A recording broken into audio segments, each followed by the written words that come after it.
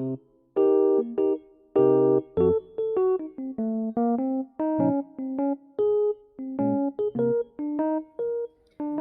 Video में हम देखेंगे print culture and the modern world chapter का पार्ट 2। इस वीडियो में हम सेशन 6 से लेके 9 तक कवर करेंगे। पार्ट 1 जो था उसमें मैंने सेशन नंबर 1 से लेके 5 तक कवर कर दिया था। ये 1 से लेके 5 जो थे ना वो इंटरनेशनल प्रिंटिंग के बारे में थे। 6th से लेके और हमारा 9th सेशन तक हम पूरा का पूरा इंडिया और प्रिंट देखेंगे, इंडिया में किस तरह से प्रिंटिंग हुई थी। ठीक है, अब पहले 1 मिनट का रिकैप दे देता हूँ जो हमने पूरा पार्ट 1 में देखा था। ये 1 मिनट में आपको थोड़ा बहुत रिकॉल हो जाएगा कि हमने क्या क्या चीज़ें देखी थी पार्ट 1 में। पार्ट 1 में हमने देखा था कि चाइना में सबसे पहले प्रिंटिंग स्टार्ट हुई थी। प्रिंटिंग जो वुड ब्लॉक प्रिंटिंग होती थी चाइना के अंदर, ये वुड ब्लॉक प्रिंटिंग की टेक्निक गई जापान के अंदर और जापान में भी प्रिंटिंग शुरू हो गई। अब यही चाइना से मार्को पोलो जो था वो प्रिंटिंग की टेक्निक लेकर चला गया चाइना से यूरोप में भी, स्पेसिफिकली कहाँ, इटली में। फिर इटली में पूरी की पूरी ये जो प्रिंटिंग थी वो हुई और इटली से पूरे यूरोप में प्रिंटिंग फैल गई। यूरोप के लोग लिटरेट हो गए, अब लिटरेचर बढ़ा लोगों में, प्रिंटिंग जो थी लोगों को बहुत अच्छी सुविधा दे गई अपने आइडियाज़ को एक्सप्रेस करने के लिए, जिसके कारण रिवॉल्ट होने लग गए, डिबेट्स और डिस्कशन स्टार्ट हो गया और थोड़ा रिलीजन पे भी बात उठी, क्रिश्चियनिटी पे बहुत सवाल उठने लगे। एंड देन ओवरऑल उसने बहुत अच्छा रिवॉल्यूशन स्टार्ट करा। फिर धीरे धीरे जो हमारी प्रिंटिंग थी उसकी ज़रूरत बढ़ने लग गई, तो हैंड प्रिंटिंग जो होती थी उससे शिफ्ट हो गए मैकेनिकल प्रिंटिंग, यानी मशीनों के द्वारा प्रिंटिंग स्टार्ट हो गई। अब आते हैं हम हमारे इंडिया में कि इंडिया में जो था ना वो प्रिंट कैसे आया। अब हमने देखा कि बाकी जगहों पर प्रिंटिंग जो थी वो चाइना से ही ओरिजिनेट करके आई, लेकिन नहीं, इंडिया तो महान है भाई। इंडिया के पास खुद की टेक्निक है कि किस तरह से चीज़ें लिखी जाती है। पेपर की भी टेक्निक इंडिया के पास थी, लिखने की भी वो कला जानते थे। इंडिया के पास पहले से सब कुछ था। डायरेक्टली 6.1 पे आते हैं, 2 लाइनें कुछ फालतू की हैं बिल्कुल। India had a very rich and old tradition of hand written manuscripts. Hand written manuscripts क्या होती है? अब देखो, सभी लोगों ने शोज एंड मूवीज देखी है जिसमें वो ऋषि मुनि बैठे रहते हैं और वो पत्ती की छाल पर लिखा करते थे, वो पेड़ों की पत्तियों पर लिखा करते थे और बार्क ऑफ ट्रीज पर लिखा करते थे, एनिमल स्किन्स पर हम पेपर का यूज़ करते हैं, या फिर हमने खुद ने भी हमारा पेपर बना ही लिया था। एंड देन वो क्या करते थे, ये पेपर की जैसी सी स्ट्रिप्स होती थी ना, उनको इस तरह से रखते थे एक के नीचे एक, और ऊपर एक वुड का ब्लॉक लगा के, नीचे एक वुड का ब्लॉक लगा के टाई करके उसकी एक मैन्यूस्क्रिप्ट बन जाती थी। सभी ने शोज में देखा होगा, इस टाइप की वो दिखती, पतली पतली पत्तियां आपको दिख रही होंगी, उनको खोलते थे and we can read from that. ये मैन्यूस्क्रिप्ट्स कहलाती थी। मैन्यूस्क्रिप्ट्स कौन सी भाषाओं में लिखी जा सकती है? बहुत इंपॉर्टेंट एमसीक्यू। ये पूरा ही आपने तो कह रहा हूँ, प्रिंट कल्चर में कहीं से भी एमसीक्यू पूछा जा सकता है। Sanskrit, Arabian, Persian and vernacular languages में मैन्यूस्क्रिप्ट्स लिखी किस पे जाती थी? पाम लीव्स पे लिखी जाती थी और हैंडमेड पेपर पे लिखी जाती थी। कभी कभार मैन्यूस्क्रिप्ट्स जो थी वो ब्यूटीफुली इलस्ट्रेट भी की जाती थी, यानी कि उस पर सुंदर सुंदर ड्राइंग्स भी बनाई जाती थी। They would be either pressed down between wood cover or sewn together to ensure prevention। या तो उनको आपस में सिल देते थे या फिर उनको वुड के कवर्स के अंदर रखते थे। जैसे कि हमारी बुक होती है, बुक के अंदर पेजेस होते हैं लेकिन ऊपर और नीचे हार्ड कार्डबोर्ड का कवर होता है ना, ताकि हमारे जो अंदर के डेलिकेट पेजेस हैं वो प्रिवेंट कर सके हम उनको। दैट इज वाई ये जो थी हमारी बुक्स मैन्यूस्क्रिप्ट्स, उनको या तो सिल देते थे साथ साथ, या फिर उसके ऊपर और नीचे एक लकड़ी का कवर लगाया जाता था। Manuscripts continue to be produced till after the introduction of print down the late 19th century। India में हमारा प्रिंट का इंट्रोडक्शन कब हुआ था? लेट 19th सेंचुरी में। अब देखो, manuscripts however were highly expensive and fragile. देखो अब ये क्या हुआ, यहाँ से क्वेश्चन आता है हमारा, बहुत इंपॉर्टेंट क्वेश्चन है।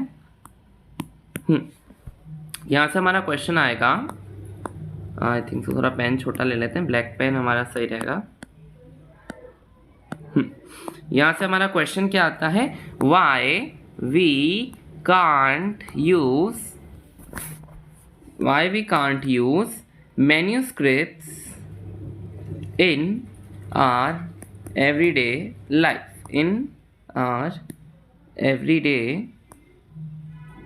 लाइफ। यानी कि मैन्यूस्क्रिप्ट्स में ऐसी क्या कमियां हैं जो हम उनको अपनी एवरीडे लाइफ में यूज़ नहीं कर सकते। पहला पॉइंट क्या कि वो बहुत ज़्यादा हाईली एक्सपेंसिव होती हैं एंड फ्रेजाइल होती है। पहला point, they had to be handled carefully, उनको केयरफुली हैंडल करना पड़ता, बहुत बल्कि होती थी, भारी भी होती थी, and they could not be red easily and they could not be read easily as the script was different in different styles। बिल्कुल, हमारी जो हिंदी देवनागरी स्क्रिप्ट में लिखी जाती है, कोई और दूसरी लैंग्वेज कोई दूसरी स्क्रिप्ट में लिखी जाएगी। ये थर्ड पॉइंट हो गया। ठीक है, 3 पॉइंट्स तो हमको मिल गए हैं, तो 3 मार्क्स का ये क्वेश्चन पूछा जा सकता है। नाउ लेट्स मूव ऑन, आगे पढ़ते हैं। So manuscripts were not widely used in everyday life. बिल्कुल, ये आप कंक्लूजन में ऐड कर सकते हैं ये वाली point. So manuscripts were not widely used in everyday life, क्योंकि ये हमारा क्वेश्चन था। Even through pre-colonial Bengal had developed an extensive network of village primary schools। अब देखो, प्री कॉलोनियल यानी कि अंग्रेजों के आने से पहले बंगाल जो था, बंगाल में क्या हुआ था, प्राइमरी स्कूल्स खुल गए थे। बंगाल में थे प्राइमरी स्कूल। अब ये जो प्राइमरी स्कूल थे ना, यहाँ पर हमारी बुक्स नहीं हुआ करती थी, क्योंकि हमारे अभी भारत में प्रिंटिंग नहीं आई है। तो प्रिंटिंग के मतलब प्रिंट नहीं आई थी तो बुक्स नहीं होती थी। They did not read text, they only learned to write. उनको लिखना सिखा दिया गया था, पर उनको भी रीड करना नहीं सिखाया गया था। Teachers dictated portion of text from memory. जो टीचर्स जो थे ना, वो मेमोरी में, मतलब जिस तरह से हमने देखा है कि कोई शोज वोज में गुरुजी बैठे रहते हैं पेड़ के नीचे, वो डिक्टेट करते रहते हैं, स्टूडेंट्स जो रहते हैं ना गुरुकुल में, वो नीचे लिख रहे होते थे। सेम वो आपको दिमाग में इमेजिन करें, टीचर है वो अपनी मेमोरी से डिक्टेट करता था एंड बच्चे उसको लिख लेते थे। मैनी दस became literate without ever actually reading any kind of text. मतलब बहुत से बच्चे पढ़े लिखे बन गए बिना किसी बुक को पढ़े हुए। ठीक है, कोई टेक्स्ट को उन्हें रीड नहीं करा, वो पढ़े लिखे एजुकेटेड या लिटरेट बन गए। अब how print comes to India, बहुत अच्छी तरीके से हमारा ये क्वेश्चन आएगा कि प्रिंटिंग, अब देखो पेपर एंड लिखने की टेक्नोलॉजी तो भारत हमारा महान उसके पास थी, पर प्रिंटिंग की टेक्नोलॉजी जो थी ना, वो बाहर से आई हमारे इंडिया में। कौन लेकर आया? गोवा में आए थे पोर्टुगीज। हमने हमारे इंग्लिश में भी पढ़ा है द बेकर ऑफ गोवा। उसमें क्या था, हमारे गोवा और पोर्टुगीज के बारे में बताया गया था कि पोर्टुगीज जो थे वो गोवा में राज करते थे।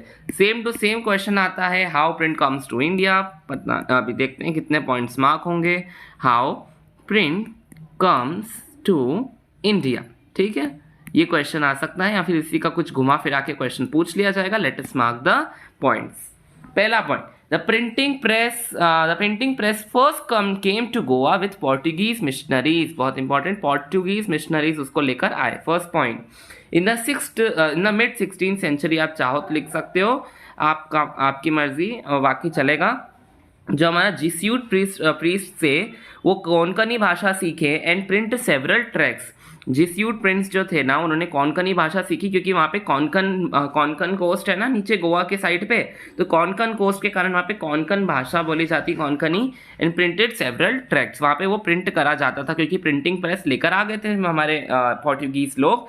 Bye 1674 about 50 books had been printed in the Konkani and in Kannada language. बहुत अच्छा एमसीक्यू है, पूछा जा सकता है। 1674 में जब पोर्टुगीज आ गए थे तो उन्होंने कौन कौन सी बुक्स भाषा में बुक्स प्रिंट करी? हमारी कोंकणी और कन्नड़ा भाषा में। और फिर Catholic priest printed the first Tamil book. अब जो कैथोलिक प्रीस्ट वहाँ पर रहते थे ना, उन्होंने पहली तमिल बुक प्रिंट करी। कब प्रिंट करी? 1579 में एट कोचीन जगह पर, ठीक है। और इन 1713 the first Malayalam book was printed by them, ठीक है। ये हमारा एक पॉइंट बना लो, एट कोचीन, ये थर्ड। और in 17 the first Malayalam book was printed by them, यहाँ का हमारा फोर्थ। अब by 1710 Dutch Protestant missionaries had printed 32 Tamil text. अब बिल्कुल ये भी इंपॉर्टेंट है, ये हमारा 5वां पॉइंट बना लो। Many of them translations of older works. अब देखो किस तरह से मेन हमको यही ध्यान रखना है कि हमारे जो पोर्टुगीज मिशनरी से वो लेकर आए प्रिंट इंडिया के अंदर, एंड देन हमारी प्रिंटिंग स्टार्ट हुई। एंड हमको ये भी ध्यान में रखना है कि कौन कौन सी किताबें उन्होंने प्रिंट करी। तो जो जीसूट प्रीस्ट थे, उन्होंने कोंकणी और कन्नड़ा भाषा में प्रिंट करा। कैथोलिक प्रीस्ट ने तमिल भाषा में प्रिंट करा। और हमारी मलयालम बुक्स भी सबसे पहले उन्होंने ही प्रिंट करी। डच प्रोटेस्टेंट जो आए थे, उन्होंने तमिल भाषा में प्रिंटिंग करी। अब आगे बढ़ते हैं। English language press did not grow in India till quite late, even though the English East India Company began to import presses from the late 17th century. अब देखो, हमने ऊपर इतनी सारी भाषाएं देख ली, कन्नड़ा देख ली, कोंकणी देख ली, तमिल, मलयालम, सब। बट जब तक हमारी ईस्ट इंडिया कंपनी आ गई थी हमारे इंडिया में, फिर भी अभी प्रिंटिंग इंग्लिश भाषा में शुरू नहीं हुई थी। वो कब शुरू हुई? लेट 17th सेंचुरी में हमारी इंडिया में इंग्लिश भाषा में प्रिंटिंग शुरू हुई। फ्रॉम 1780 जेम्स ऑगस्टस हिक्की, बहुत इंपॉर्टेंट है ये आदमी, began to edit the Bengal Gazette, a weekly magazine that described itself a commercial paper open to all। बहुत इंपॉर्टेंट एमसीक्यू है, बहुत बार आ जाता है यहाँ से लेके यहाँ तक, ठीक है, ये पूरा अच्छे से समझ के रखना। तो जो जेम्स अगस्टस हिक्की थे ना, उन्होंने बंगाल गैजेट एक वीकली मैगजीन निकाली, एक कमर्शियल पेपर था जो सभी लोग पढ़ सकते थे, ठीक है, मैगजीन निकाली थी इन्होंने, उसका नाम था बंगाल गैजेट, ठीक है, 3 बार बोल दे, अच्छे से याद रखना। नॉट इन्फ्लुएंस्ड बाय नन, मतलब वो किसी की भी ओपिनियंस नहीं रखते थे, ब्रिटिश के साथ थे। हमने देखा जो जेम्स अगस्टस हिक्की थे, उन्होंने बंगाल में जो थे ना, उन्होंने एक पहली मैगजीन लॉन्च करी, उसका नाम बंगाल गजेट था, एक नॉर्मल मैगजीन था, सब लोग उसको पढ़ सकते थे। इन्फ्लुएंस्ड बाय नन का मतलब है वो किसी की भी पक्ष नहीं लेते थे, भले ही वो हमारे जो थे वो थोड़े बाहर से आए थे, अमेरिकन थे, फिर भी वो अमेरिकन या फिर ब्रिटिशर्स की साइड नहीं लेते थे, ना ही इंडियन की साइड लेते थे, कोई बिना पक्ष के वो अपनी विचार रखते थे। उसके अंदर मैगजीन के अंदर लोग उस मैगजीन को पढ़ा करते थे। So it was private English enterprise proud of its independence from colonial influence that British English printing in India. Hickey published a lot of advertisements. अब वो अपनी मैगजीन में क्या करते थे, बहुत सारे एडवर्टीजमेंट्स डाला करते थे। एडवर्टीजमेंट से उनकी मैगजीन में बहुत अच्छा उनको रोज मतलब पैसे भी आने लग जाते थे, क्योंकि कंपनीज उनको स्पॉन्सर करती थी। Including those that related to the import and sale of slaves. Import and sale of slaves की भी वो एडवर्टीजमेंट अपने मैगजीन में डाला करते थे। But he also published a lot of gossips about the company senior officials in India. अब जो ईस्ट इंडिया कंपनी के सीनियर ऑफिशियल्स थे, उनके बारे में वो गॉसिप अपने मैगजीन में इंक्लूड करते थे, ठीक है। तो ये बात जो थी ना, वो सीनियर ऑफिशियल्स को अच्छी नहीं लगी। अब किसी के बारे में भी कोई गॉसिप अपनी मैगजीन में छापेगा तो उनको अच्छा नहीं लगेगा। तो ईस्ट इंडिया कंपनी के जो सीनियर वाले ऑफिशियल्स थे, उनको ये बात अच्छी नहीं लगी। एनरेज्ड बाय दिस का मतलब होता है उससे वो गुस्सा हो गए। तो जो गवर्नर जनरल वॉरेन हेस्टिंग्स थे ना, उन्होंने हिक्की को मार डाला, मतलब मारा नहीं, मतलब एक तरीके से अपने उन्होंने किसी को ऑर्डर दिया, इसको परसिक्यूट करवा दिया गया। And encourage the publication of officially sanction newspapers that could counter the flow of information that damaged the image of the colonial government। इसके बाद हमारी ईस्ट इंडिया कंपनी ने लगा दी सेंसरशिप। सेंसरशिप का मतलब ये होता है कि कोई भी चीज़ आप छाप रहे हो तो किसी के अगेंस्ट नहीं छाप सकते, अपनी पब्लिक ओपिनियंस देने के बजाय उनको देखा जाएगा, समझा जाएगा, अपने मन से कुछ भी नहीं छाप सकते, जैसे जो हिक्की ने किया था, उसके बाद उसको मरवा दिया गया था। दैट इज़ वाई उन्होंने लगा दिए censorship laws on the printing. तो वो जो भी मैगजीन में प्रिंट करते थे ना, वो उसमें बिल्कुल अच्छे से उनको निगरानी रखनी पड़ती थी कि वो जो भी छाप रहे वो सही है या नहीं। देन क्या हुआ, फिर by the close of the 18th century number of newspapers in general appeared in print. अब जैसे कि हमारी बंगाल गज़ेट पहली मैगजीन आई थी, फिर धीरे धीरे जैसे प्रिंटिंग बढ़ी, बहुत सारे तरह के न्यूज़पेपर्स और जर्नल्स आने लग गए। There were Indians too who began to publish Indian newspapers. The first to appear was the weekly Bengal Gazette, brought out by Gangadhar Bhattacharya, who was close to Ram Mohan Roy. So अब इसका देखा देख जो हमारे Augustus Hickey ने करा था, उसका देखा जाए कि जो इंडियन लोग थे उन्होंने भी अपना न्यूज़पेपर्स लाना शुरू करा। पहला था बंगाल गज़ेट जिसने लॉन्च करा था हमारे गंगाधर भट्टाचार्य, जो ये राम मोहन रॉय के क्लोज थे। लेट्स सी आगे क्या होता है। अब देखते हैं 7th session, religious reform and public debates.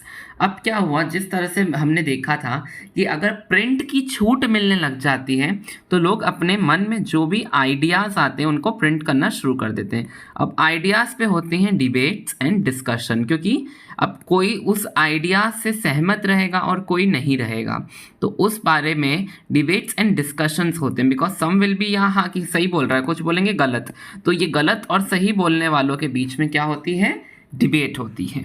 From the early 19th century, as you know, there were intense debates about religious issues. Different groups confronted the changes happening within colonial society in different ways. तो अलग अलग groups ने जो भी changes हो रहे थे colonial society में वो अलग अलग तरीक़ों से बताए। and offered a variety of new interpretation of the beliefs in different religions. and सभी ने बताया कि किस तरह से कोई एक धर्म को ले सकता है। धर्म का भी पहले हमने देखा था, कुछ लोग क्रिश्चियनिटी को अच्छा मानते थे बट फिर हमारा जो अगले इंसान आए थे, I don't remember his name right now, याद भी नहीं आ रहा, क्योंकि उसने कैथोलिक चर्च के आगे वो लगा दिया था, उसने अपना प्रिंट, आई थिंक सो याद आ जाए बस, हाँ मार्टिन ल्यूथर थे वो। मार्टिन ल्यूथर ने क्या करा था, अपना मन से वो चर्च के आगे लगा दिया था कि ये 90 चीज़ें, ये 95 चीज़ें गलत करती है कैथोलिक चर्च। एंड इसके कारण उसने एक तो दो तरीके से क्रिश्चियनिटी को बांध दिया था, एक कैथोलिक और प्रोटेस्टेंट। एंड इसी तरीके से जो लोग थे ना, वो अपनी तरीके से धर्म का प्रचार, मतलब अपनी तरह से धर्म को इंटरप्रेट करने लग गए। ठीक है, कि कुछ लोग कहते थे धर्म अच्छा है, कुछ लोग कहते थे नहीं है। Some criticised existing practices and campaign for reform while others countered the arguments of reforms. बिल्कुल सब लोग, कुछ लोग बोलते थे, क्रिटिसाइज करते थे और कहते थे कि आप कैंपेन करते थे कि चेंजेस लाया जाए, और उसी को कुछ लोग क्या करते थे, काउंटर करते थे। कोई नहीं, कोई आर्ग्यूमेंट करते थे कि नहीं, कोई आर्ग्यूमेंट मतलब करने की कोई ज़रूरत ही नहीं, सब बढ़िया चल रहा है, हमको तो कोई चेंज करने की ज़रूरत नहीं, तुम लोगों को फालतू में चेंज चाहिए। फिर आगे देखते हैं, these debates were carried out in public and in print. तो ये यहाँ तो पब्लिकली सबके सामने होती थी, यहाँ पे प्रिंट के माध्यम से होती थी। Printed tracts and newspapers not only spread the new ideas but they shaped the nature of the debate. A wider public could now participate in these public discussions and express their voices, their views. New ideas emerge through these clashes of opinions.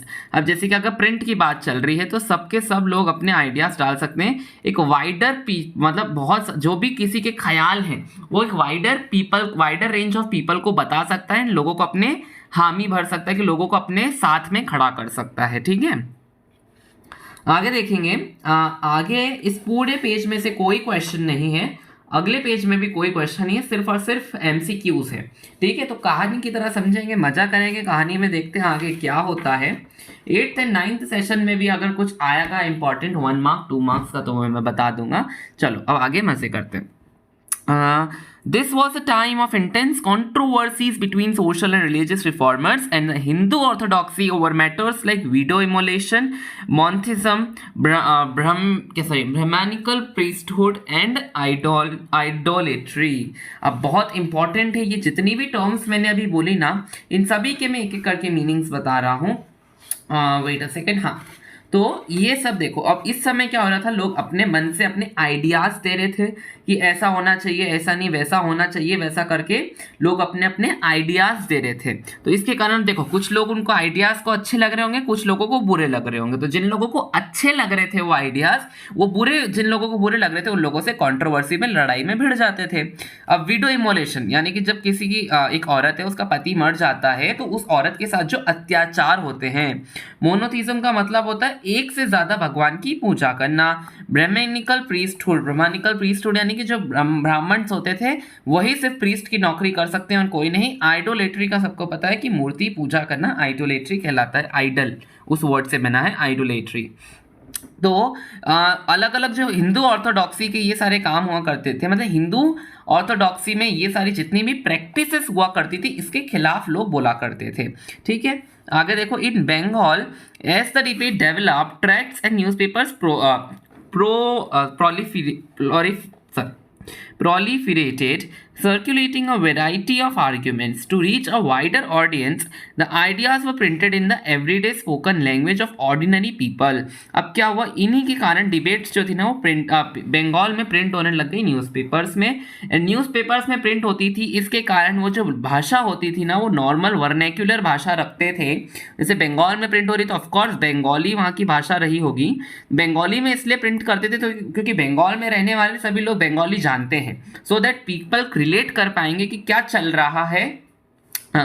जो भी ये debates हो रही है ना, debates में हो क्या रहा है, people can relate. Ram Mohan Roy ने क्या करा था, उन्होंने पब्लिश करी थी संबत कौमुदी, बहुत इंपॉर्टेंट किताब है, from 1821, and the Hindu orthodoxy commission the Samachar Chandrika to oppose his opinions. अब हमारे जो राम मोहन रॉय जो थे ना, उनको है ना ये विडो इमोलिशन और जो भी बैड प्रैक्टिसेस हुआ करती थी ना, उसके खिलाफ उन्होंने एक बुक पब्लिश करी जिसका नाम था संबत कौमुदी। जो संबत कौमुदी जो थी उन्होंने 1821 में पब्लिश करी। इसके खिलाफ हिंदू ऑर्थोडॉक्सी ने अपने आप को प्रोटेक्ट करते हुए कि जो उन्होंने नहीं, राम मोहन राय ने जो जो गलत लिखा है ना वैसा बिल्कुल नहीं है, अपने हिंदू धर्म को प्रोटेक्ट करने के लिए हिंदू ऑर्थोडॉक्स यानी कि वो लोग जो पुराने ख्यालात के होते हैं, उन लोगों ने समाचार चंद्रिका निकाली और उसको खिलाफ बोला। 1822 में क्या हुआ, दो पर्शियन न्यूज़पेपर्स भी आए। पर्शियन का क्या नाम था, जाम आई जहान नामा और शमसुल अकबर। तो ये जो दो पेपर्स आए थे ये पर्शियन लोगों ने भी निकाले। इन द सेम ईयर और गुजराती न्यूज़पेपर भी आया, बॉम्बे समाचार। समझ लो गुजराती पेपर था, नाम था भले बॉम्बे समाचार, ठीक है। मेड इट्स अपीयरेंस, ठीक है। तो कितनी सारी चीज़ें प्रिंट होने लग गई। ये 4 बुक्स का अच्छे से 5 चीज़ें थी ना, 5 चीज़ों के नाम याद रखना एंड उन 5 चीज़ों में से 2 चीज़ों के साल भी याद रखना। देखो, संबद्ध कौमुदी राम मोहन रॉय लाए थे 1821 में, समाचार चंद्रिका लाए थे हिंदू ऑर्थोडॉक्सी हमारे राम मोहन रॉय के आइडियाज़ को अपोज करने के लिए। पर्शियन लोग 1822 में 2 न्यूज़पेपर लाए, जाम आई जहांनामा और हमारे शमसुल अकबर, और गुजराती न्यूज़पेपर आया था जिसका नाम था बॉम्बे समाचार। अब आगे आते हैं, नॉर्थ इंडिया में क्या हुआ, जो उल्मा होता है, उल्मा कौन होते हैं, उल्मा वो लोग होते हैं जिनको डर लग रहा था, उल्मा जो वो थे उनको डर लग रहा था कि ये जो कन्वर्जन होगा, मतलब उल्मा वो लोग थे जो बिल्कुल अच्छे तरीके से मुस्लिम डायनेस्टीज को, रुको, वो deeply anxious about the collapse of Muslim dynasties लिखा है तो एक्सप्लेन क्यों करना। वो ऐसे लोग थे जो मुस्लिम डायनेस्टीज जो थी ना वो कोलैप्स होती जा रही थी, मुस्लिम लोगों की संख्या कम होती जा रही थी, इस चीज़ से ये थोड़े से परेशान थे। दे fear that colonial rulers were encourage conversion. वो क्या सोचते थे कि मुस्लिम लोगों को है ना, ये कॉलोनियल लोग जो ब्रिटिश लोग हैं ना, ये कन्वर्जन पे मतलब क्या बोलते हैं उसको, धर्म परिवर्तन पे बिल्कुल फोर्स करेंगे, इन सारे मुस्लिम लोगों को क्रिश्चियनिटी में लेकर चले जाएंगे। Change the Muslim personal laws, और फिर चेंज कर देंगे मुस्लिम के पर्सनल लॉज को। To counter this they use cheap lithographic presses. अब क्या हुआ, इसको काउंटर करने के लिए उल्मा लोगों ने क्या करा, अपने धर्म का प्रचार करने का सोचा कि लोग जो है ना मुस्लिम धर्म से जुड़े रहें, क्रिश्चियन लोग कुछ भी बोले हमको धर्म परिवर्तन पे नहीं जाना। अपने धर्म को प्रोटेक्ट करने के लिए उन्होंने चीप लिथोग्राफिक बुक्स पे चीप लिथोग्राफिक प्रिंट्स चालू करवाई, प्रेसेस चालू करवाई, और क्या करा उन्होंने, प्रिंट करना शुरू करा। वो क्या प्रिंट करते थे, यहाँ लिखा है हमारा, publish Persian and Urdu translations of Holi scriptures. बिल्कुल पर्शियन एंड उर्दू ट्रांसलेशन डालने लग गए, होली यानी कि भगवान से रिलेटेड स्क्रिप्चर्स का। रिलीजियस न्यूज़पेपर लाए, ट्रैक लाए। दियोबंद सेमिनरी फाउंडेड इन 1867 भी खोली उन्होंने, दियोबंद सेमिनरी भी उन्होंने वहाँ पर खोली, बहुत इंपॉर्टेंट एमसीक्यू है, ठीक है। फिर क्या हुआ, publish thousands upon thousands of fatwas telling Muslim. Fatwas क्या था देख लो, legal pronouncement of Islamic law usually given by a mufti legal scholar to clarify issues on which the law is uncertain, telling Muslim leaders how to conduct themselves in the everyday life. समझ लो भाई, मुस्लिम धर्म का पूरा प्रचार करा इन लोगों ने, उल्मा लोगों ने। क्यों, ताकि जो ब्रिटिश आए तो ये देश इनका धर्म परिवर्तन ना कर दें, ठीक है। बस इस चीज़ के लिए उन्होंने अपने धर्म का प्रचार करने के लिए क्या क्या करा, बुक्स प्रिंट करना शुरू कर दी, फाटवास प्रिंट करने लग गए, बिल्कुल उनकी हिंदू नहीं, उर्दू एंड पर्शियन लैंग्वेज में प्रिंट करते थे। All through the 19th century a number of Muslim sects and seminars appeared each with a different interpretation of faith। अब मुस्लिम जो लोग थे ना वो सेमिनार्स रखने लग गए, और हाँ सेमिनार्स कंडक्ट करने लग गए उनके धर्म का प्रचार करने के लिए। Even keen on enlarging it's following and countering the influence of its opponents. Urdu print help them conduct these battles in public. जो उर्दू प्रिंट था ना उन्होंने हेल्प करी उन लोगों को अपना मुस्लिम लोगों को दूर ना जाने के लिए, ठीक है। Among Hindus too, print encouraged the reading of religious texts, especially in the vernacular languages। अब अच्छा, अब ये हमने पूरा देख लिया भाई मुस्लिम के बारे में, पूरे दिमाग में मुस्लिम्स आ गए हैं। अब चलते थोड़ा हिंदू धर्म के बारे में जानने के लिए। हिंदू धर्म में भी क्या हुआ, जो रिलीजियस टेक्स्ट थे ना, ये जो प्रिंट होकर आते थे, इन्होंने बहुत इंपॉर्टेंट भूमिका निभाई है। क्या, जो पहला प्रिंटेड एडिशन था ऑफ हमारा प्यारा भगवान जी तुलसीदास के लिखित रामचरितमानस का जो 16th century का टेक्स्ट था वो कलकत्ता में 1810 में प्रिंट हुआ। मतलब तुलसीदास जी तो रामचरितमानस लिखकर चले गए, अब रामचरितमानस का पहला प्रिंट करके जो बुक आई थी वो सबसे पहली बार बनी थी कलकत्ता 1810 10 में। By the mid 19th century cheap lithographic editions flooded north India markets. अब ये देखो, जो मेन प्रिंटिंग होती थी ना वो महंगी होती थी, पर जो चीप प्रिंटिंग होती थी, सस्ते पेपर, सस्ते कपड़ों, सस्ते पेपर और सस्ते कवर्स बना बना के वो फटाफट हो जाती थी। पूरा नॉर्थ इंडिया का मार्केट फ्लड हो गया इस किताब से। कहीं पे भी हमको मिल जाएगी रामचरितमानस मिल रही है, कहीं रामायण मिल रही है हमको, कहीं हमको भागवत गीता देखने को मिल रही, कहीं महाभारत देखने को मिल रही, हर जगह विष्णु पुराण सारी मिल जाएगी। फ्रॉम द 1880s द अब क्या Naval Kishore press at Lucknow and the Shri Venkateshwar press in Bombay publish numerous religious text in vernaculars. बहुत इंपॉर्टेंट, दो प्रेसेस का नाम दिया गया है हमको, एक लखनऊ की है, एक बॉम्बे की है। ये दोनों की दोनों रिलीजियस टेक्स्ट निकालती थी, बनाती थी एक वर्नेकुलर लैंग्वेजेस में, जैसे कि गुजरात में आपको गुजराती में मिल जाएगा, महाराष्ट्र में मराठी में, और हमारे मध्य प्रदेश में ऑफकोर्स हिंदी में, इन एक्सेट्रा। ठीक है। They could also be read out to large groups of illiterate man and women. बिल्कुल, हम सब देखते हैं, हम कथा सुनने जाते हैं कि भले हम पढ़ नहीं पाते हैं घर में, अगर कुछ लोगों को टाइम नहीं मिल रहा, बट हम कथा सुनने जरूर जाते हैं ना, वहाँ पर इंसान हमको पढ़ के सुना रहा होता है। वेदर हम भले इलिटरेट ना हो, बट जो इलिटरेट लोग हैं उनके पास तो कोई ऑप्शन ही नहीं है, यहाँ तो वो सुनते हैं। हमने सुनने वाला ओरल कल्चर हमने बहुत अच्छे से देख के आ रहे, पार्ट 1 देख लो भाई, जिसने भी अभी तक देखा नहीं है। Religious text therefore reached a very wide circle of people, encouraging discussions, debates and controversies within and among different religions। बिल्कुल controversies तो होगी ही। हम जिस तरह से ये प्रिंट फैलता है, लोग अपने अपने आइडियाज एंड ओपिनियंस देना शुरू कर देते हैं, जिसके कारण क्या होती है, controversies of course होती ही है। Print did not stimulate the publication of conflicting opinions amongst communities, but it also connected communities। अब बिल्कुल हमने देख लिया भाई, हर जगह हम प्रिंट की बुराई कर रहे हैं कि इसके कारण लोगों ने अपने आइडिया डाले, इसके कारण की कंट्रोवर्सी हो गई, अच्छे पब्लिक ओपिनियंस के कारण पब्लिक की लड़ाई हो गई। बट अगर हम ये सारी चीज़ों को दूर रखें और एक अच्छी पॉजिटिव चीज़ पे भी ध्यान दें, तो हम देखेंगे कि प्रिंट ने क्या कम्युनिटीज़ को कनेक्ट भी करा of different parts of India. Newspapers जो थे ना, उन्होंने न्यूज़ पहुंचाई from one place to another. Pan India identities यानी कि इंटरनेशनल कनेक्ट करा हमको दूसरी कंट्रीज से। मतलब हमको अब इंडिया बैठे हम बाहर के देशों की भी, यूरोप में क्या चल रहा है, चाइना में, अमेरिका में क्या चल रहा है, हम इंडिया में न्यूज़पेपर्स के द्वारा पढ़ पाते थे। भले ही प्रिंट की नेगेटिव चीज़ें थी, अब कोई भी ऐसी चीज़ नहीं है इस दुनिया में जिसको सब कुछ ही नेगेटिव हो, कुछ ना कुछ तो पॉजिटिव रहता ही है। ठीक है, तो प्रिंट का पॉजिटिव इफेक्ट ये था कि उसने कनेक्ट करा कम्युनिटीज़ को, न्यूज़पेपर्स कन्वे करे, जिससे हम ऑल ओवर इंडिया की जानकारी ले पाते थे एंड इंडिया के बाहर क्या चल रहा है उसकी भी जानकारी हमको मिलती थी। Now let's move on to the next session. Next session क्या है हमारा, न्यू फॉर्म्स ऑफ पब्लिकेशन। चलिए स्टार्ट करते हैं। New forms of publication. Printing created an appetite for new kinds of writing.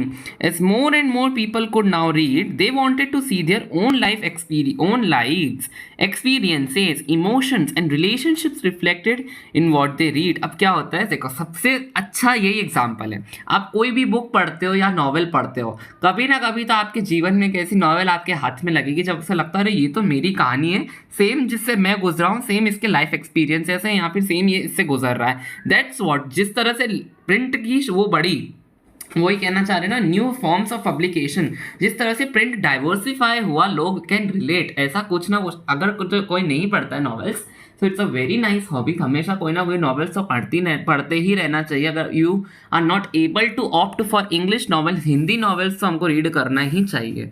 बहुत अच्छी अच्छी हमके प्रेमचंद की नॉवेल्स रीड करनी चाहिए, ताकि कोई ना कोई तो ऐसी नॉवेल मिली जाएगी so that we can relate कि ये जो भी हो रहा है that has already happened with us. The novel जो होती है लिटरेरी फॉर्म होती है which had developed in Europe. ये जो नॉवेल है ये पहले यूरोप से इसका आइडिया आया है। Ideally catered to this need, it soon acquired distinctively Indian forms and styles. अब नॉवेल्स में लग गया है इंडिया का तड़का। अब नॉवेल्स जो थी ना पहले यूरोप में चलती हुई आ रही थी, अब इंडिया में जैसे इसका आइडिया आया तो इंडियन लोगों ने भी सोचा भाई राइटर्स तो हम भी हैं, नॉवेल क्या हुआ, हम भी लिखेंगे बड़ी बड़ी कहानियाँ। नॉवेल कुछ नहीं होता, जो हम छोटी स्टोरीज पढ़ते हैं 1 to 2 पेजेस की नॉवेल्स होती हैं, बड़ी बुक्स वो भी बहुत बड़ी बड़ी होती हैं, और वो सीरीज में भी आ सकती है कि एक नॉवेल मतलब एक किताब किताब में कहानी खत्म नहीं हुई, अगली किताब में भी आप वो कर सकते हो। For readers it opened up new worlds of experience and gave vivid sense of the diversity of human lifes. Of course आप फैंटेसी नॉवेल्स लिख सकते हो, हॉरर लिख सकते हो, इफ़ यू वांट अपन कोई रोमांटिक नॉवेल भी लिख सकते हैं। आजकल तो बहुत ज़्यादा ट्रेंड आ गया है रोमांटिक नॉवेल्स का। Other new literary forms also entered the world of reading, lyric, short stories, essays about some social and political matters. In different ways, they reinforced the new emphasis of human lives and intimate feelings about the political and social rules that shaped such things. बताने की जरूरत नहीं है, I hope आपको पढ़ के ही समझ आ गया होगा।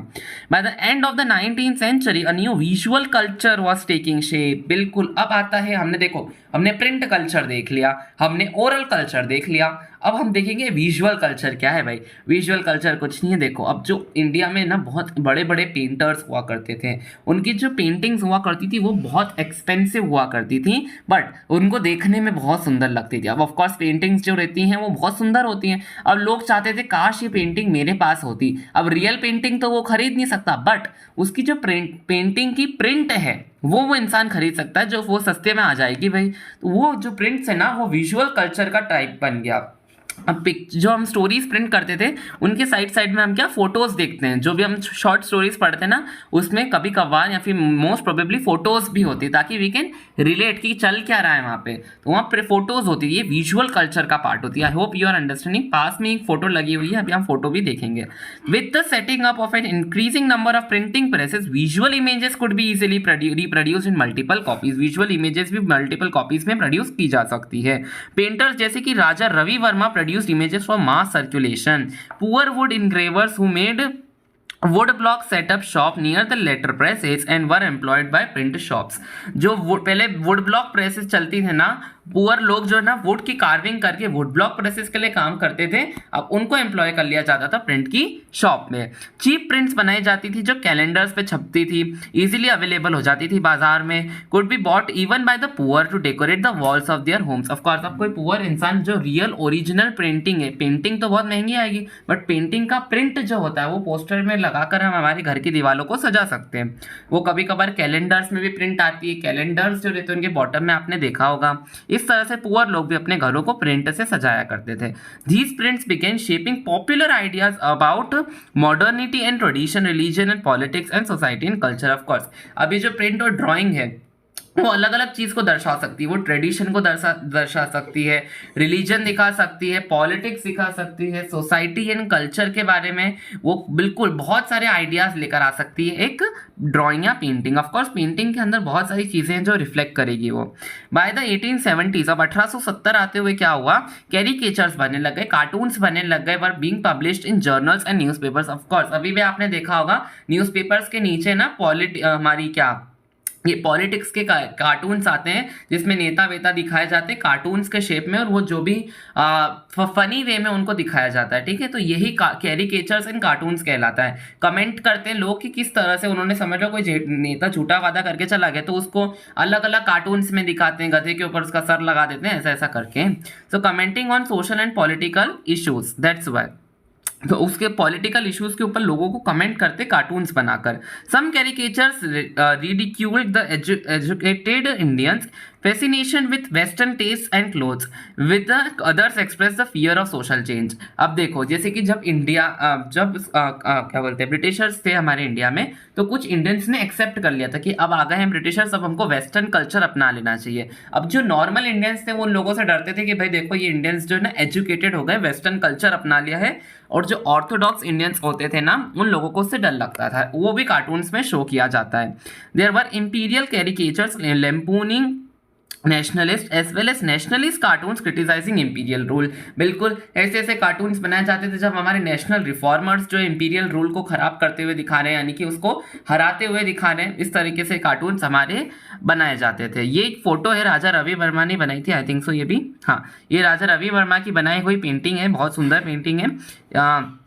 ये माइथोलॉजिकल पेंटिंग्स बनाया करते थे हमारे राजा रवि वर्मा, और उनकी प्रेस में ये पेंटिंग्स मास प्रोड्यूस हुआ करती थी। Women and print, women and print का मतलब है किस तरह से औरतें जो थी ना वो भी प्रिंट में जुड़ने लग गई। Lives and feelings of women began to be written in particularly vivid and intense ways. Women's reading therefore increase enormously in middle class homes. अब क्या हुआ, मिडिल क्लास की जो औरतें थी ना, जिस तरह से प्रिंटिंग बढ़ने लग गई, किताबें अवेलेबल होने लग गई, मिडिल क्लास की औरतें किताबें पढ़ना शुरू करने लग गई, कहानियां पढ़ा करती थी, नॉवेल्स पढ़ा करती थी, जो भी साहित्य है वो सब पढ़ना शुरू कर देती हैं। Liberal households and fathers began educating their women folk at homes. अब जो लिबरल लोग हुआ करते थे, जो आज़ाद लोग, आज़ाद सोच वाले घर हुआ करते थे ना, उन घर में ही औरतों को शिक्षा देने लग गए थे। हमने सावित्रीबाई फुले देखा है, उनके जो पति थे उन्होंने उनको घर में ही शिक्षा दी थी। इस तरह से जो खुले विचार रखने वाले लोग थे ना, उस समय में भी विमेन को घर बैठे हमारी एजुकेशन दिया करते थे। When women schools were set up in the cities and towns after the mid 19th century, फिर मिड 19th सेंचुरी के बाद तो औरतों के लिए स्कूल्स भी खुलना चालू हो गए। Many journals began carrying writing by women and explain why woman should be educated. Woman जो थी ना, वो खुद अब लिखना भी शुरू, पहले तो हमने देखा कि वो सिर्फ पढ़ा करती थी, अब उसके बाद उनको लिखने का भी शौक चढ़ा और वुमन ने अपनी जो इतनी भी जिंदगी के बारे में लिखना शुरू करा कि विमेन के जीवन में एजुकेशन का कितना महत्व है, कि उनको एजुकेशन क्यों मिलनी चाहिए। They also carried a syllabus and attach suitable reading matter which could be use for home based schooling.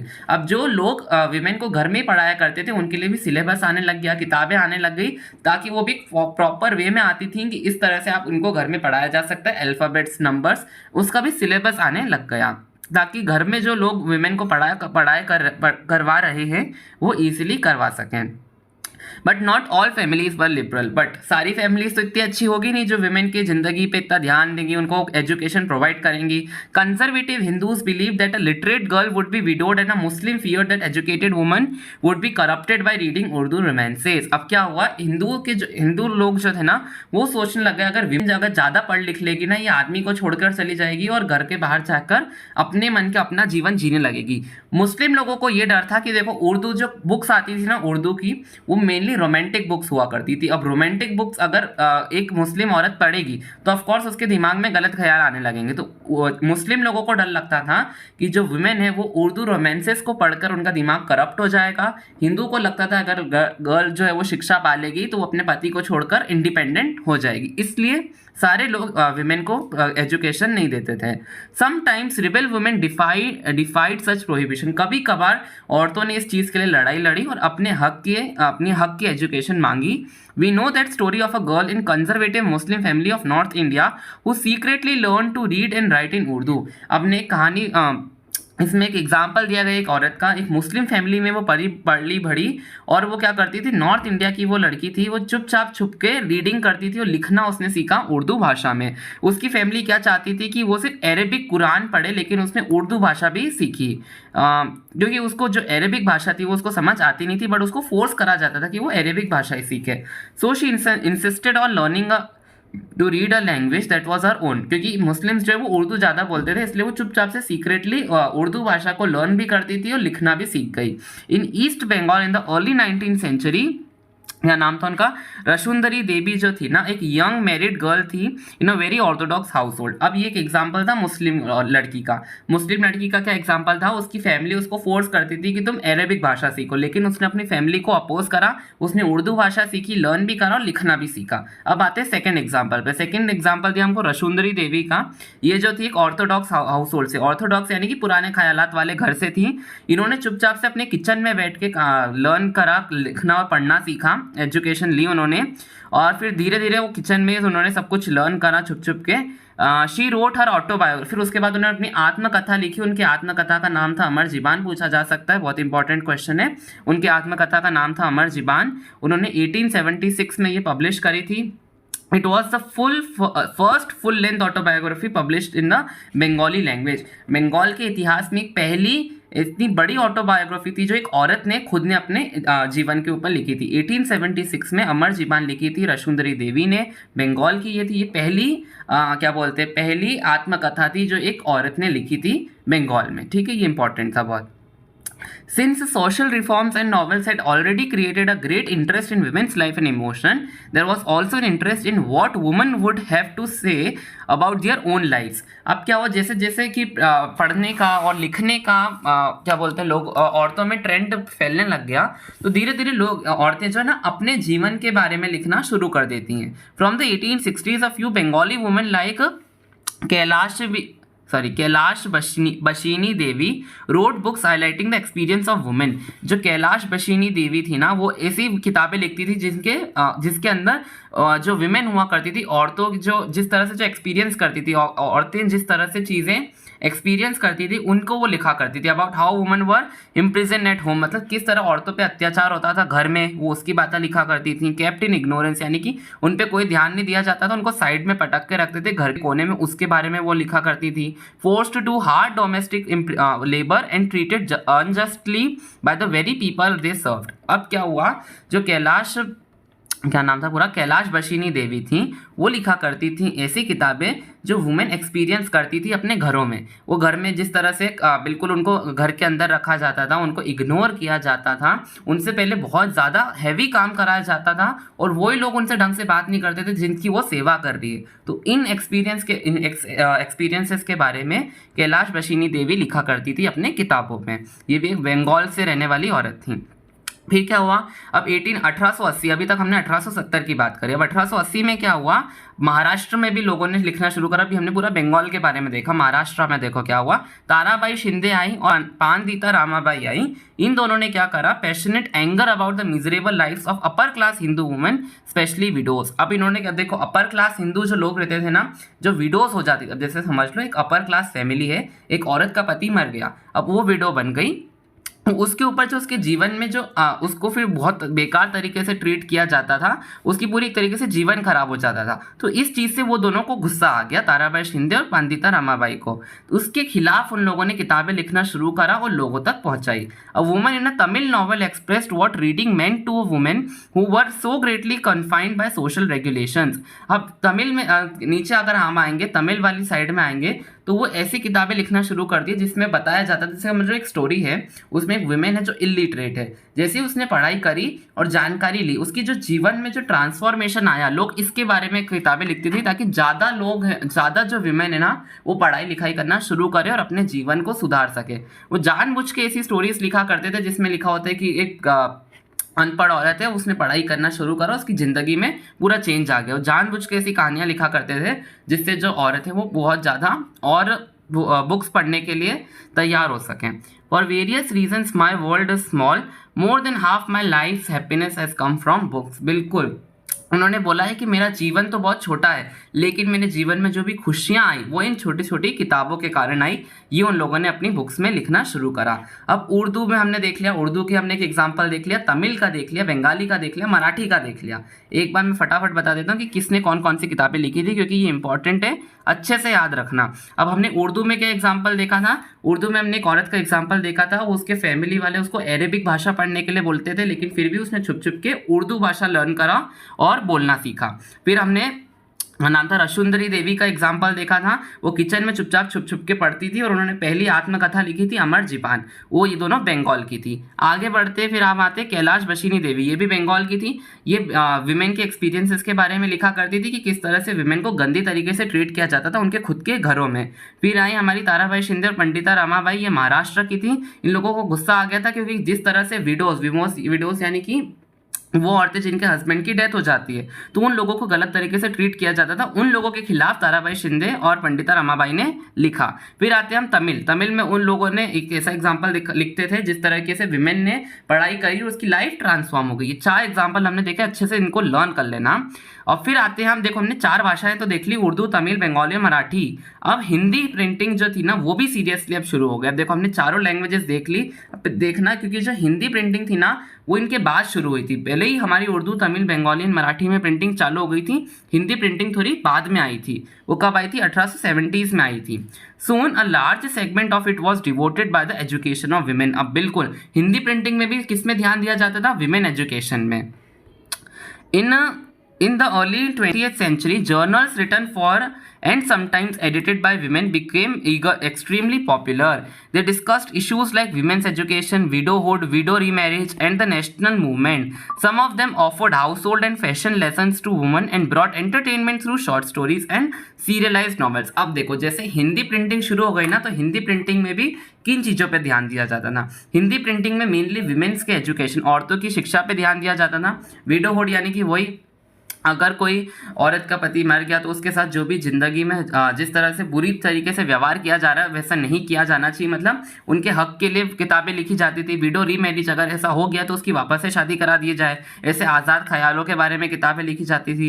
And the national movement, जो भी उस समय आज़ादी के मूवमेंट्स चल रहे थे उनके बारे में लिखा जाता था। और तो और अब फिर आया था धीरे धीरे हिंदी में एंटरटेनमेंट सेक्टर। ऑफ कोर्स अब देखो हमने इतना सीरियस पोर्शन देख लिया, अब धीरे धीरे अब देखो जो भी प्रिंटिंग और मैगजीन आती है अब सब कुछ इतना सीरियस इशू पे तो होती नहीं, कुछ एंटरटेनमेंट के बारे में भी होती है, फैशन के बारे में होती है, और छोटी छोटी कहानियां होती थी उसमें, फनी कहानियां भी लिखना शुरू हो गई एंटरटेनमेंट पर्पसेस के लिए, मेनली फैशन। अब हमने देखा मैगजीन में अलग अलग फैशन ट्रेंड्स आती है ना, कपड़े आते हैं अलग अलग, उसको देख के हम एंजॉय करते हैं और एंटरटेन होते हैं। तो इस तरीके से हिंदी प्रिंटिंग जो थी ना वो एंटरटेनमेंट एंड फैशन भी लेकर आई, सीरियस मैटर। ये तो ऊपर वाले जो थे वो सीरियस मैटर हो गए, विडोहुड हो गया, विमेन एजुकेशन हो गया, विडो रीमैरिज हो गया, और उसके बाद वो एंटरटेनमेंट को भी अपने साथ लाई। अब पंजाब की बात करते हैं। Punjab, a similar folk literature was widely printed from the early 20th century. Ram Chadha published the fast selling Stri Dharm Vichar to teach women how to be obedient wifes. अब देखो ये उस समय की किताबें हैं। अब पंजाब में जो राम चड्ढा जी थे ना उन्होंने एक ऐसी फास्ट सेलिंग मैगजीन बोल सकते हैं वो पब्लिश करी, इसका नाम था स्त्री धर्म विचार। इसमें वो लिखते थे कि एक औरत को अच्छी बीवी कैसे बनना है। अब औरत अच्छी बीवी जिस तरह से बन सकती है, घर का कैसे काम कर सकती है, घर को कैसे साफ रख सकती है, अपने बच्चों को क्या सिखाएगी, किस तरह से अच्छा खाना बना सकते हैं, किस तरह से घर को डेकोरेट कर सकते हैं, ये सारी बातें वो लिखा करते थे स्त्री धर्म विचार वाली मैगजीन में। अब ऐसे तो ये बहुत पुराने ख्यालात की मैगजीन हो गई कि मतलब औरतों को सिखाया जा रहा है कि अच्छी बीवी कैसे बने, तो ये बहुत ही पुराने ख्यालात की वो थी मैगजीन थी। अब ऑफ कोर्स अगर 1870 या 1880 में लिखी जा रही है तो उस समय के हिसाब से तो ये बहुत चली, फास्ट सेलिंग थी कि बहुत फटाफट औरतें खरीदा करती थी इसको। और मतलब मैगजीन में जितनी भी रेसिपीज होती थी, नई नई घर को किस तरह से डेकोरेट किया जाता है, वो सब देखती थी और खुश हुआ करती थी। The Khalsa tract society published cheap booklets with a similar message. अब जो खालसा ट्रैक्ट जो थी ना सोसाइटी वो भी सेम ऐसी किताबें बनाया करती थी औरतों के लिए, पर वो और भी ज़्यादा सस्ती हुआ करती थी। Many of these were in the form of dialogues about the qualities of a good women. एक अच्छी औरत की जो क्वालिटीज हुआ करती थी वो सब इस किताब में वो लिखा करते थे। इन बंगाल, अब वापस से बंगाल में आते हैं। An entire area in central Calcutta, the Batala, was devoted to the printing of popular books. अब देखो बंगाल में जो कलकत्ता का सेंट्रल इलाका था, बंगाल में कोलकाता का एकदम सेंटर का इलाका था, उसका नाम था बटाला।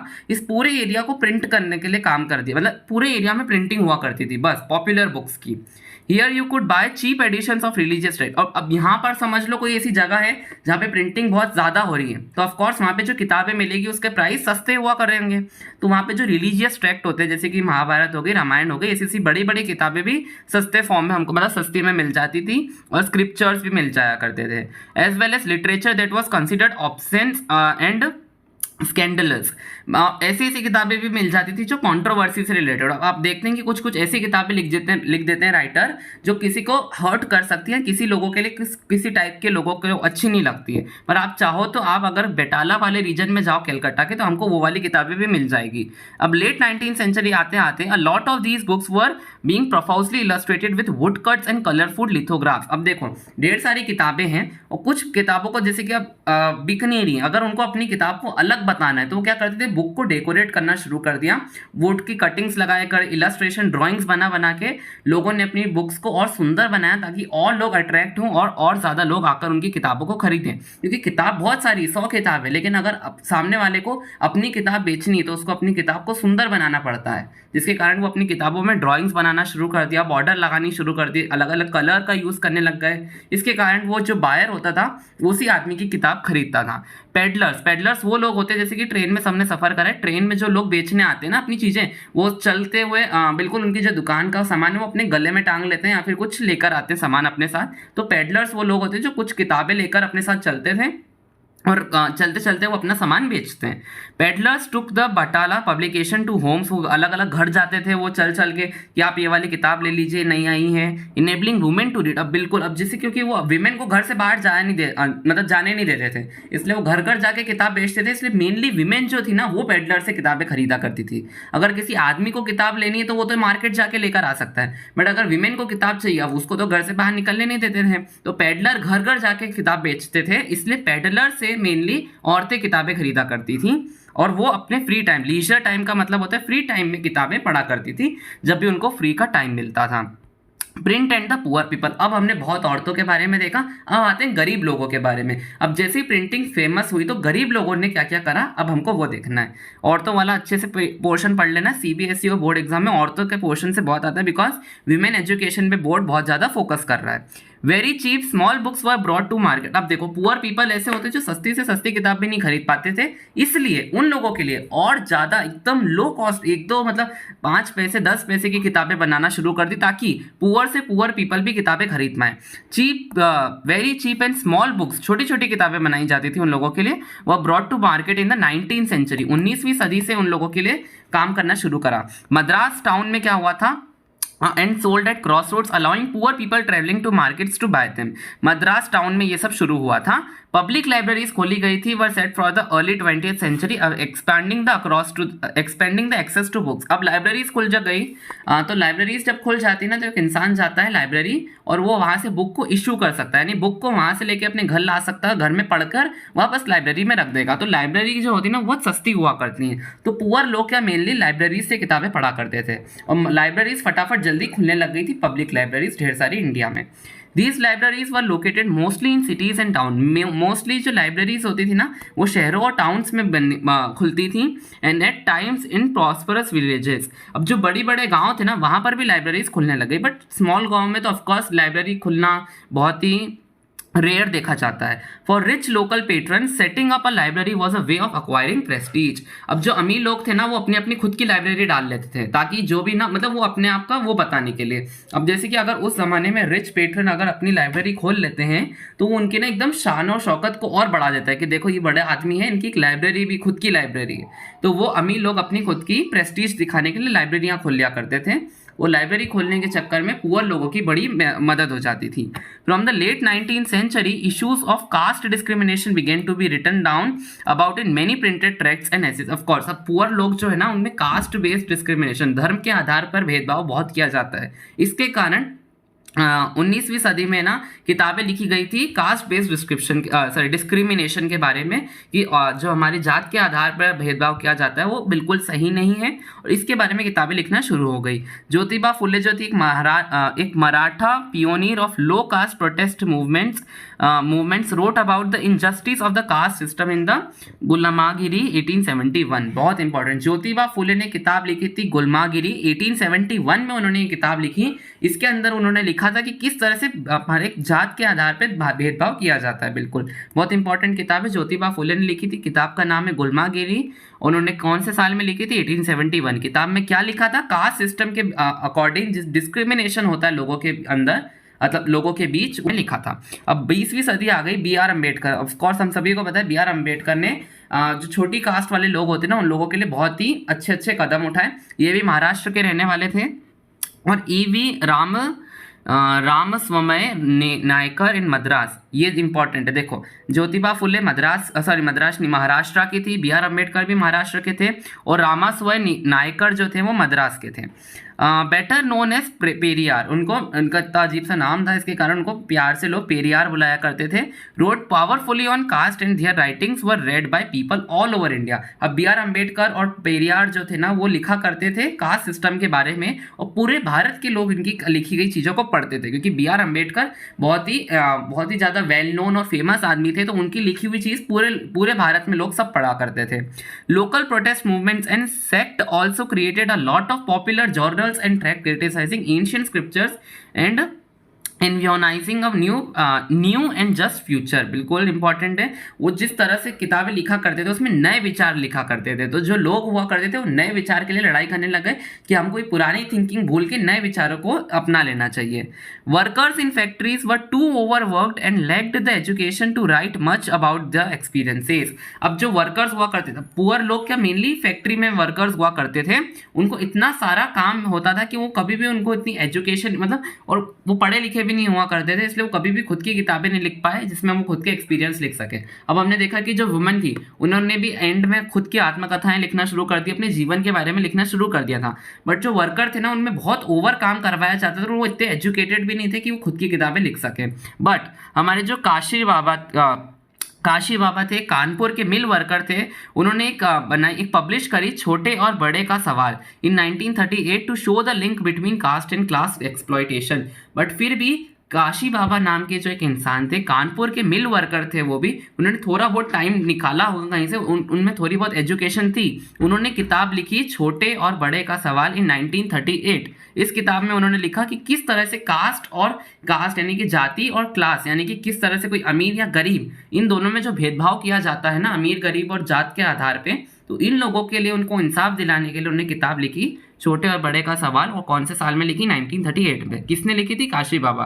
कहाँ के रहने वाले थे? कानपुर के थे। क्या काम करते थे? ये भी याद रखो, मिल वर्कर थे।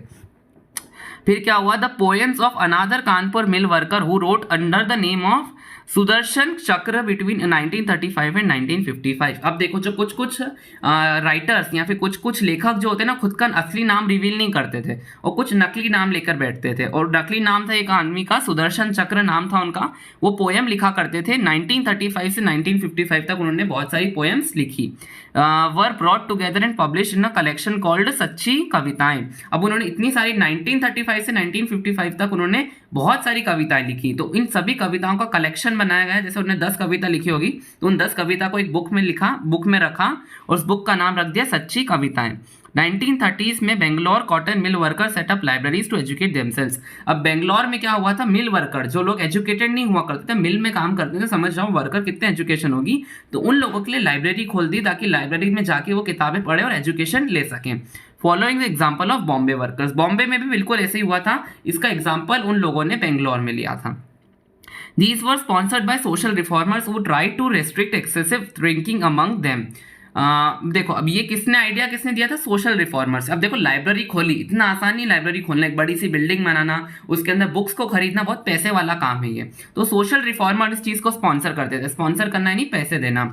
तो सोशल वर्कर्स ये करते थे। इन्होंने ऐसा क्यों करा? क्योंकि मिल वर्कर शराब बहुत पिया करते थे, ड्रिंकिंग बहुत करते थे। तो मिल वर्कर्स की ड्रिंकिंग की आदत को छोड़ने के लिए उन्होंने लाइब्रेरीज खोल दी ताकि वो लाइब्रेरीज पढ़ेंगे, एजुकेशन लेंगे और ड्रिंकिंग की आदत को छोड़ेंगे। To bring literacy and sometimes to propagate the message of nationalism. देश प्रेम की भावना भी उनके अंदर आए और थोड़ी सी लिटरेसी भी उनके अंदर आए। इस चीज़ के लिए उन्होंने क्या, आई थिंक सो, उन्होंने लाइब्रेरीज खोली। अब आते हैं हम हमारे 9th session print and censorship पे।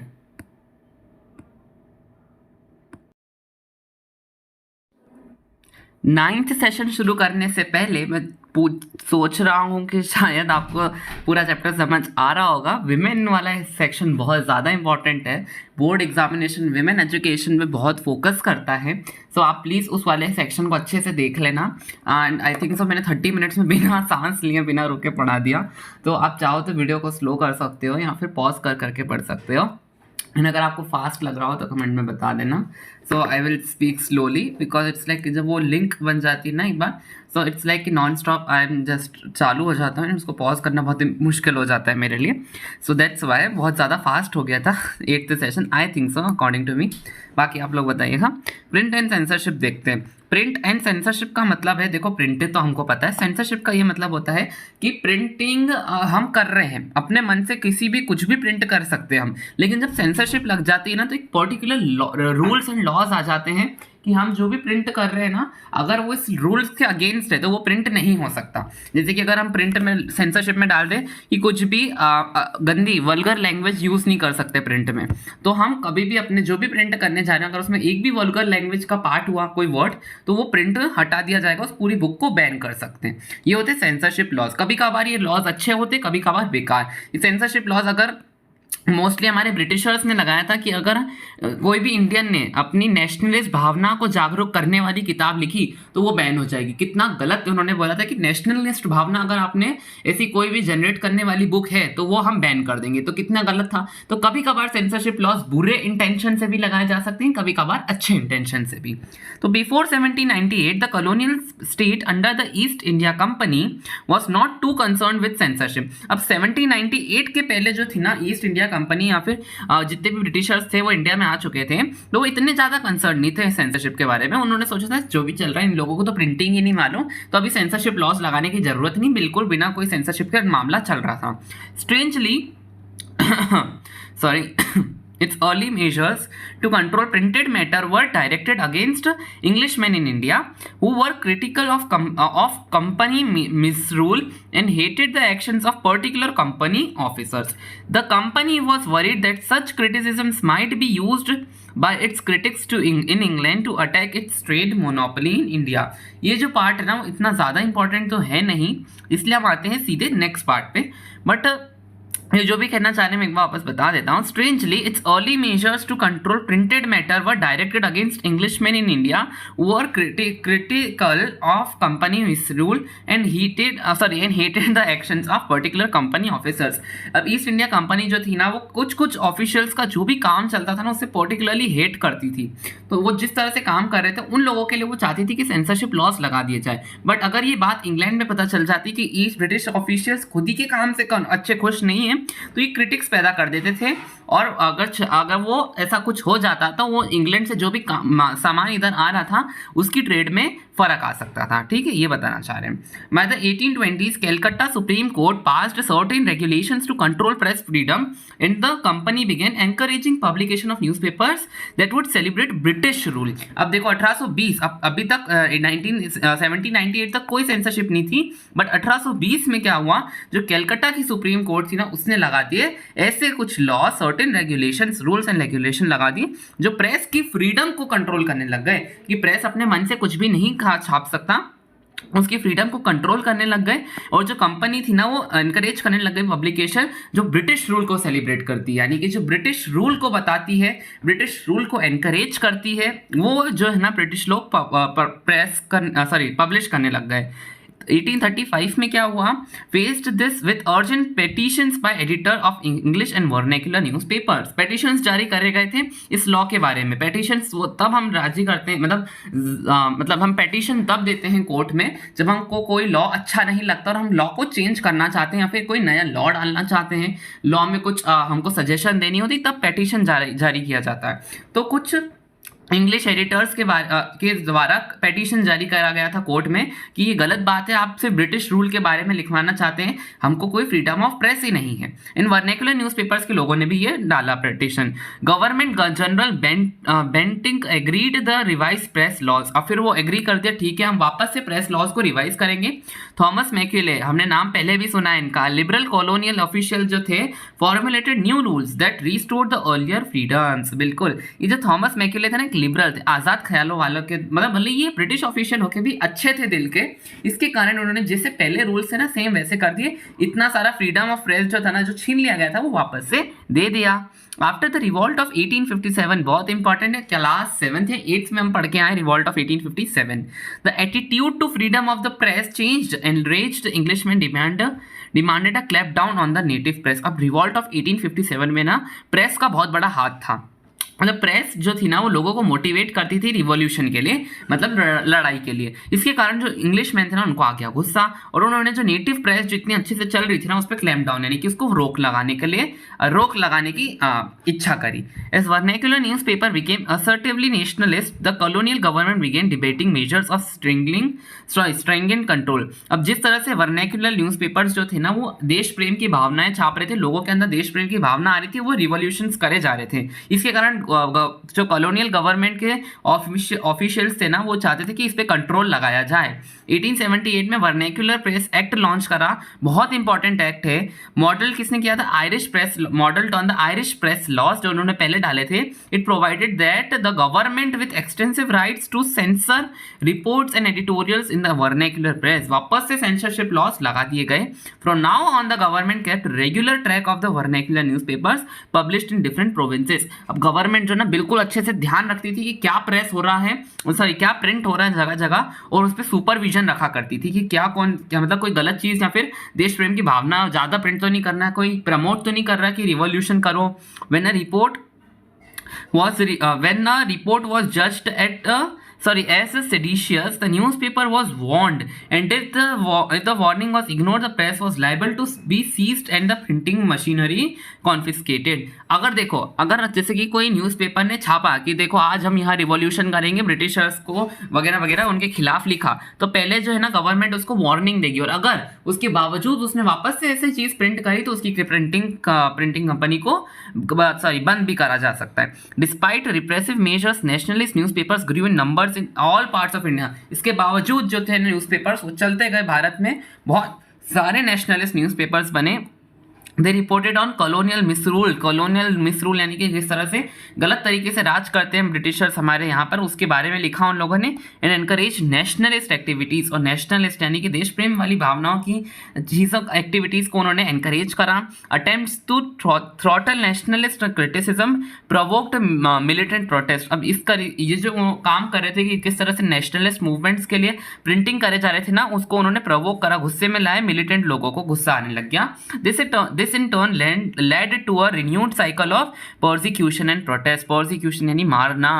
इसके कारण देखो लोगों को बोला गया कि हमारे मतलब ब्रिटिश रूल के खिलाफ प्रिंट ना करो, पर फिर भी लोग क्या रुकने वाले थे, वो तो ब्रिटिश रूल के खिलाफ प्रिंट करे जा रहे. इसके कारण मिलिट्री वाले लोगों को आ गया गुस्सा, एंड बहुत सारे लोगों को साइकिल ऑफ परसिक्यूशन लगा दी गई, मतलब मारने लग गए लोगों को. Literally people were killed. When Punjab revolutionaries were deported in 1907, Bal Gangadhar Tilak wrote with great sympathy about them in his Kesari. अब जिस तरह से when पंजाब रिवॉल्यूशनरीज को 1907 में डिपोर्टेड यानी मारा गया था, तो बाल गंगाधर तिलक ने उनके बारे में सिंपथी यानी कि करुणा भावना से लिखा था. उनके बारे में उन्होंने अपनी बुक केसरी के अंदर उनके बारे में लिखा गया था, ठीक है, पंजाब रिवॉल्यूशनरीज के बारे में. This led to this his imprisonment in 1908. अब क्योंकि 1907 में बाल गंगाधर तिलक ने अपनी बुक केसरी के अंदर सिंपति भावना से लिख दिया पंजाब रिवॉल्यूशनरीज को जिस तरह से मारा गया था, इसके कारण बाल गंगाधर तिलक को अरेस्ट कर लिया था, इम्प्रिजन डाल दिया था 1908 में, provoking in turn wide spread protest all over India. बाल गंगाधर तिलक इतने फेमस थे, वो उनको जेल में डाल दिया गया उनकी किताब के कारण, जिसके कारण ऑल ओवर इंडिया बहुत ज़्यादा प्रोटेस्ट होने लग गई. Finally the chapter is completed. Part 1 and part 2 हो गया है. पार्ट 1 ऑलरेडी अपलोडेड है, उसको देख के ही ऑफकोर्स पार्ट 2 में आप आए हो गया है सपोज. आई होप पूरा चैप्टर समझ आया होगा. बहुत अच्छा चैप्टर था, माइंड ब्लोइंग चैप्टर था. लास्ट चैप्टर था हिस्ट्री का, इसके बाद हिस्ट्री का कोर्स खत्म हो गया है. नेशनलिज्म इन इंडिया अपलोड करना बाकी है, वो भी अपलोड होने वाला है. सिर्फ आई थिंक सो उसका एक लास्ट 3rd 4th सेशन बचा है. आई थिंक सो मैं एक ही वीडियो में अपलोड कर दूंगा, या फिर उसके भी 2 पार्ट्स बनाने पड़ेंगे. आई थिंक सो वो 2 घंटे की वीडियो हो जाएगी अगर मैं बिना पार्ट्स के अपलोड करूँ. बट लेट अस सी, जो भी होता है आप लोगों को वीडियोस मिलती जाएगी. एंड आई होप आपको अच्छी लगी हो. ये वीडियोस को बनाने में बहुत ज़्यादा मेहनत लगती है एज अ स्टूडेंट. इनको एडिट करना, इनको एक्सपोर्ट और अपलोड करना, इसमें बहुत टाइम जाता है. सो आई होप आप चैनल को सब्सक्राइब करें, वीडियो को लाइक करें, अपने फ्रेंड्स के साथ शेयर करें. बिकॉज ये जो मैं एक्सप्लेनेशन देता हूँ ना, इसमें मैं सारे MCQs बताता हूँ, सारे क्वेश्चन आंसर्स आपको मार्क कराए हैं, और इस पूरे चैप्टर के. तो पूरी वीडियो आपने देख ली होगी. यहाँ तक देखने के लिए थैंक यू सो मच. मैं मिलता हूँ नेक्स्ट वीडियो में नेशनलिज्म इन इंडिया के साथ. Till then keep watching and bye bye.